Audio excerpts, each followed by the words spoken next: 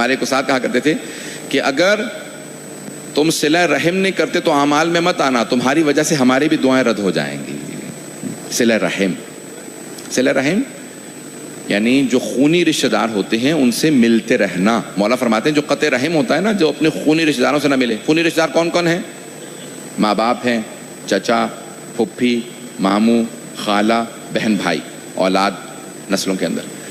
تو اگر یہ خونی رشتہ دار ہیں، یہ فرسٹ جتنے بھی جو پہلا طبقہ ہے، اس کے بعد پھر چچا، ان کے سب کے بچے، کہ یہ خونی رشتہ دار ہیں، ان سب سے پہلا طبقہ اور پھر دوسرا طبقہ، وہ ان کے بچوں کا دوسرا طبقہ ہے، کہ ان سے اپنا تعلق واسطہ رکھنا۔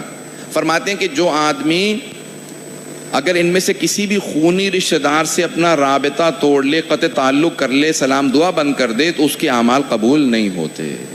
اس شب میں کیا کر سکتے ہیں کہ ایک مرتبہ کوشش کرو، چاہے صرف سلام کی حد تک رکھو، نقصان پہنچتا ہے، عزت پہ حرف آتا ہے، نہ ملو بے شک، لیکن کم از کم سلام دعا سے مت جاؤ، اگر دیکھ لو تو سلام ضرور کرو۔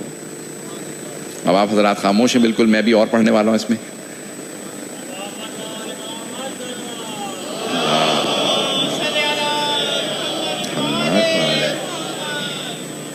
سننا پسند فرمائیں گے سب لوگ؟ ایک بہت بڑا نام ہے ہمارے حوزے کا، آیت اللہ جواد ملکی تبریزی، مرزا جواد ملکی تبریزی، آیت اللہ مرزا جواد، یہ امام خمینی کے استاد تھے عرفان میں۔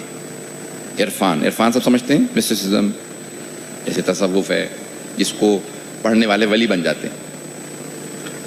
وہ کہتے ہیں جب میں نے حوزہ قم میں آنے کے بعد عرفان پڑھنا شروع کیا تو میں نے دیکھا کہ اتنے برس گزر چکے ہیں، مجھے کوئی توفیق ہی نصیب نہیں ہو رہی۔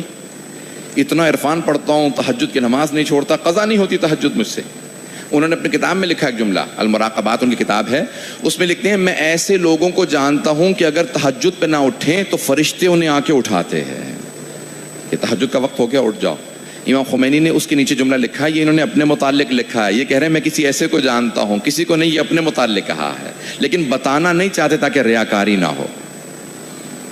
کتنے پہنچے تو عبداللہ جواد ملکی کہتے ہیں میں نے بہت محنت کی، بہت عرفان پڑھا، عمل، لیکن بتانا نہیں، سارے اعمال کرتا تھا، لیکن کوئی ترقی نہیں، میرے چشمے برزخی نہیں کھل رہی تھی، پردے نہیں اٹھ رہے تھے، پھر بھی میں دیکھ نہیں پا رہا تھا اصل کیا ہے، عرفان کیا ہے۔ کہ ایک دن استاد کے پاس گیا، کہا آقا اتنی محنت کر رہا ہوں، تہجد قضا نہیں ہوتی مجھ سے، 4 برس ہو گئے ہیں، تمام اعمال کرتا ہوں، درس پڑھتا ہوں، سب کچھ کرتا ہوں، لیکن ترقی نہیں ہو رہی، سارے پردے میری آنکھوں سے نہیں اٹھتے، کیا کروں؟